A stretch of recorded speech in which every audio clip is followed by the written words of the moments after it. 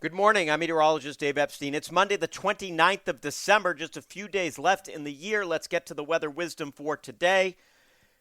I want to thank you folks for listening to this all year, the past few years since we've been doing this. And by the way, as you know, you're not going to get any hype here, and I would really appreciate it if you would share these little podcasts with folks that you might know and just say, hey, give it a listen. So for today, we've got the rain across the area, a little bit of residual freezing rain up in northern Worcester County around the Route 2 area, and then across northern New England. Some slippery spots up there. Along the coastline, temperatures have just warmed too much to be any problems with any icing. Temperatures today will be up near 50 for highs. We've got this area of rain this morning. That's out of here, and the freezing rain, which we had.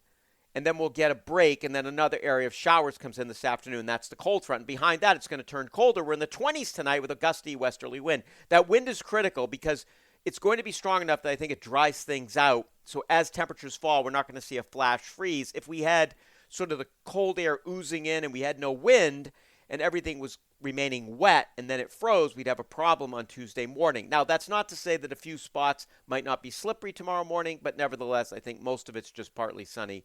Very blustery tomorrow. Wind advisory likely posted. Temperatures in the 20s. Wednesday, clouds, maybe a snow flurry. Temperatures in the low 30s.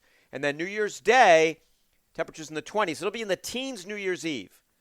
Mostly cloudy skies, no weather problems, light winds. So not too bad. Very typical. And then 20s Friday, Saturday, and probably in the low 30s by Sunday. We may have some really cold stuff moving in here later, second week of January. We'll wait and see whether that happens. I don't see any big snowstorms right now, though. We've had plenty of cold. Certainly going to end up a below average December, but in terms of snowfall, we've actually been below average on that as well. All that dry air. Have a great morning, everybody.